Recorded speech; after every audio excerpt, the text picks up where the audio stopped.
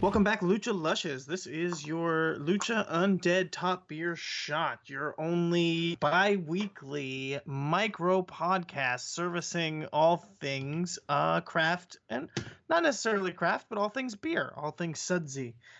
This is probably shot number, I don't know, 5, 6, 7. 7. I was close. There you And go. Adrian, you missed out on our last full-blown get to know episode. I had special guest QT Moody. I had our special announcement at the end of the show that then ended up getting overshadowed as they announced it online just the day before the podcast came out. The QT joined the network. What did you think getting to listen to the podcast just as a fan this week, Adrian? How was that? First of all, a shout out to QT for filling in my seat for that episode. I think he did a great job. I wish he would have talked more though. I felt like he was a little quiet there for a bit, but no, it was a good episode. Parv seemed a little low energy, but I mean for the most part still pretty good. It sounded like you guys had a lot to talk about. Like you guys could have gone on for another 5 hours, but of course that would be ridiculous. So overall, I think it was a great episode, Tim. Yeah, me too. And Parv, you can't. The guy, he's not just a professor, but it was also like 2 or 3 in the morning for him. So that's true. You can't blame the guy for being a little bit low energy, as you say. Yeah. He's also just a naturally more even-tempered guy.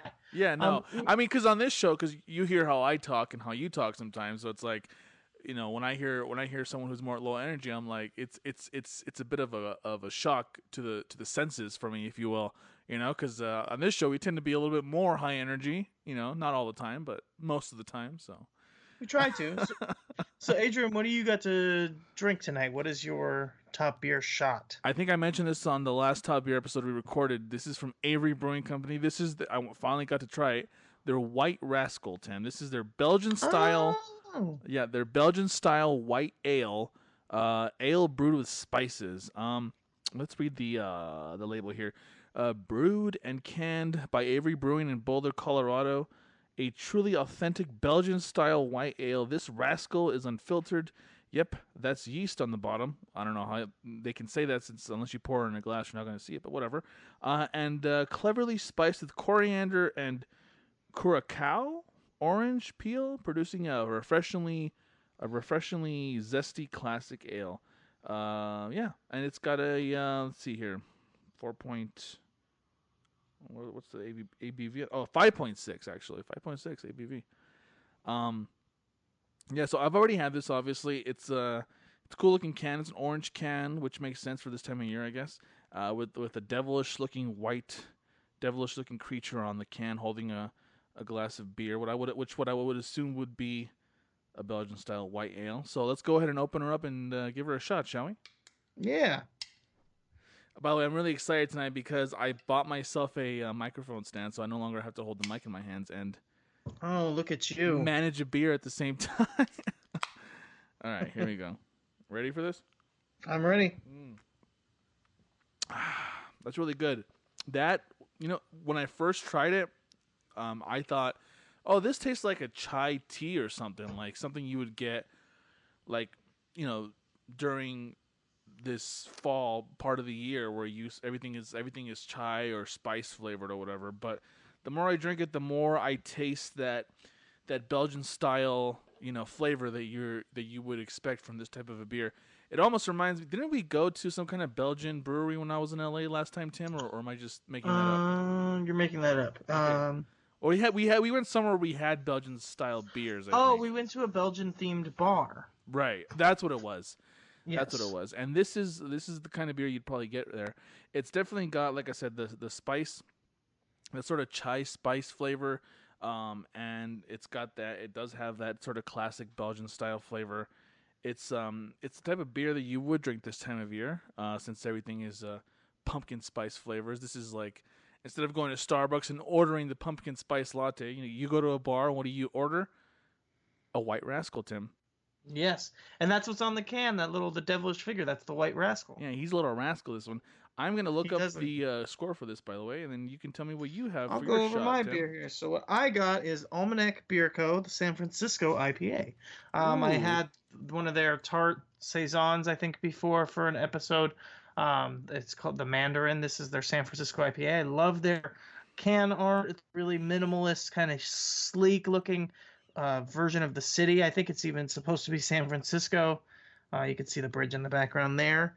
Um, and it's got a lot of cool little details on the can, like I said, and then the kind of promotional material here. It says the West Coast IPA features an exclusive aroma, citrus, tropical fruits, and dankness from a blend of hops. They go on to list lots of hops, including El Dorado, Blanc, Mosaic, all good stuff. It says it's bitter with a light malt backbone, balances out, clean finish, but it's not over bitter. I definitely agree with that.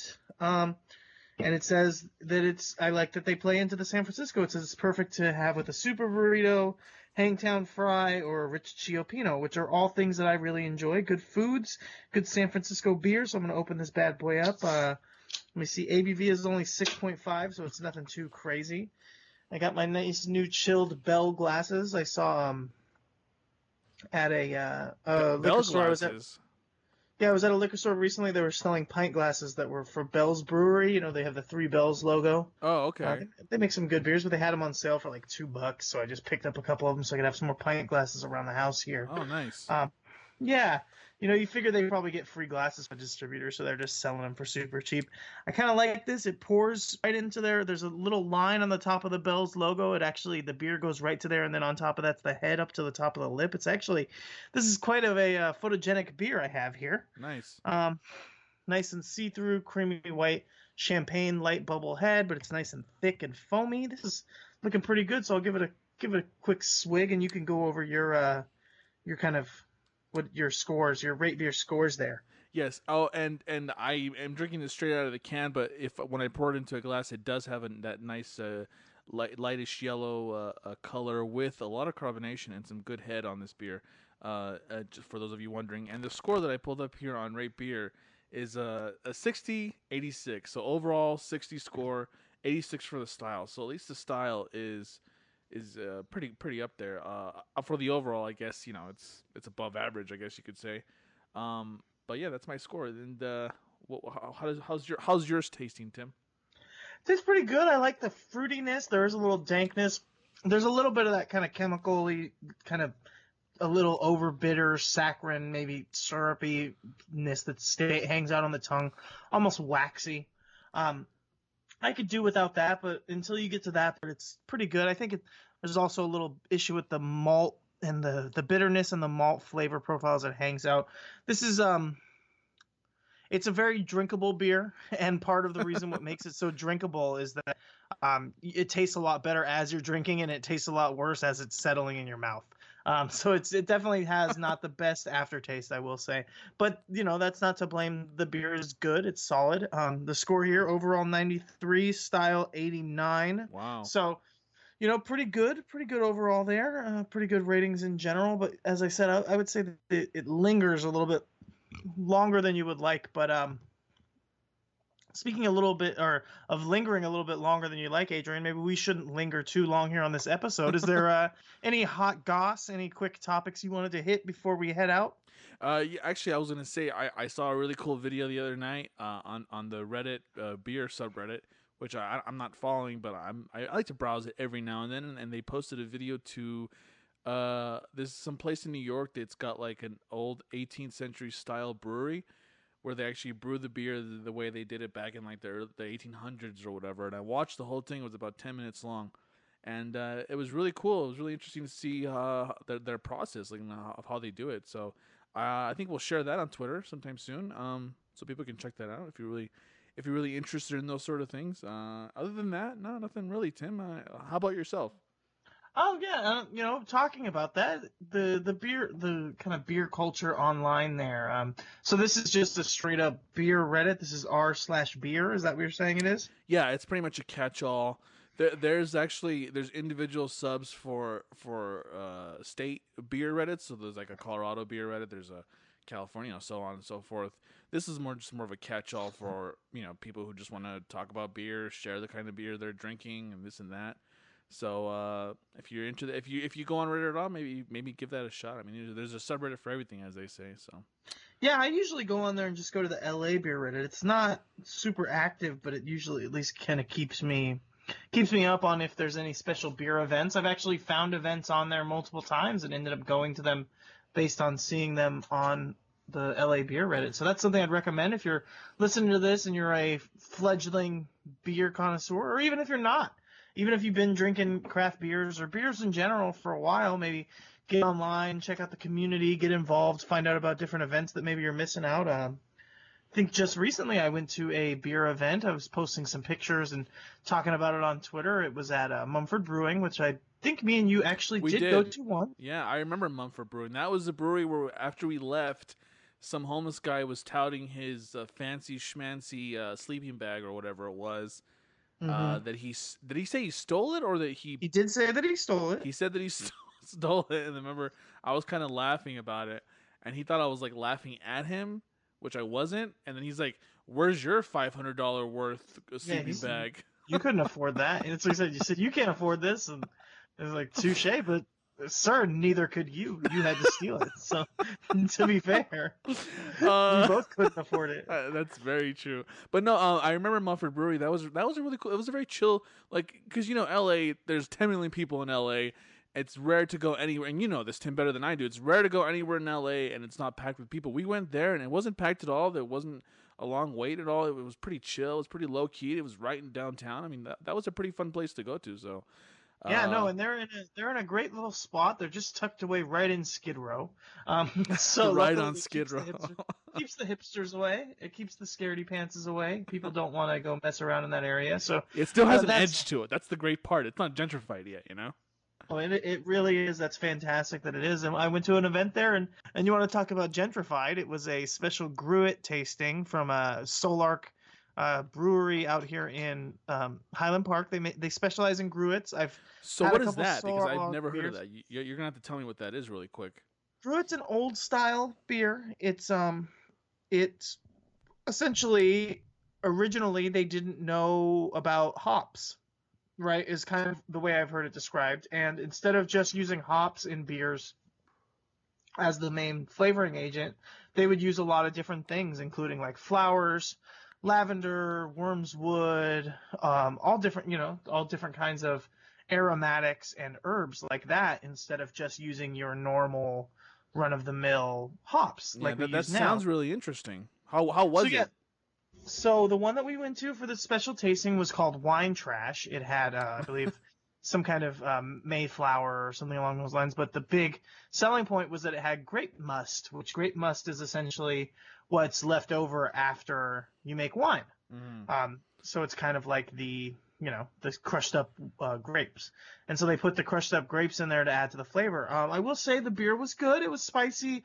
Zippy had a nice flavor, but it wasn't their best. I like a lot of other stuff from Solark. As I said, I've had it for a couple different beers here on the show. Yeah. Specifically here on the shots, they tend to be my shot brewery I don't even know the right thing. I guess I'd say de facto shot brewery or tour de force of breweries for the shots, just because they're still a little bit odd. It doesn't fit the mold for doing a full long episode on any of their styles. But no, it was really nice. And then one of the brewmasters, he had some empty bottles that he passed out around the crowd for people to use to blow into and make different music while he played an oboe that was hooked up to like a different effects and synthesizer pedals, and so he's playing the oboe with a bunch of different crazy electronic effects, and it was a fun time, and it made me think. I said, Adrian, this is why I love LA, as you questioned me a couple weeks back when we were interviewing Derek Montilla about it. This is the kind of event that makes me love living in LA, and it came from going on the LA Beer Reddit. So as I said, go check out your local, wherever you're at, go to the beer Reddit for your city. Maybe you'll have to go to your state if you're in a smaller city, but go figure it out and get involved, get out there and just be part of society.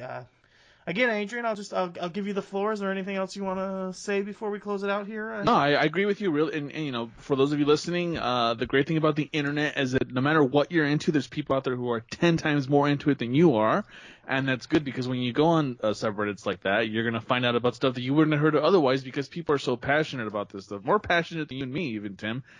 And that's how you find out about things like that. And I should probably start doing the same because I know there's always all kinds of stuff going on here in Denver. I never know about it because I don't pay as much attention as as I should, but I think I'm going to start doing that. So yeah, that's pretty much all I got to say for tonight, Tim. I think you should follow us on Twitter at Lucha Undead. Follow me at Della Boots, and that's pretty much it. And you live in your city for a reason, so get out there and enjoy what you have in your city. Get back to us, as he said. Follow us on Lucha Undead. Send us a little line. Let us know what you're doing. Send us some pictures. We want to see your beers. And go check out all my other stuff. I got the interview with Parv just came out. Next week, our next episode is going to be taking another turn to the dark side. So that'll be interesting if everyone goes and checks that out. I got This Week in Wrestling finishing up. The Jim Lineman tournament should be coming out in a couple days, so that's a lot of fun. There's some fantastic wrestling on there. And as I said, get out there. You live in your city for a reason. Go experience it, because I guarantee, no matter where you live, your city's definitely going to have 3 Bs. The good beers, good buds, and you'll be able to find some good banter. Now get out there and you have yourself a good life.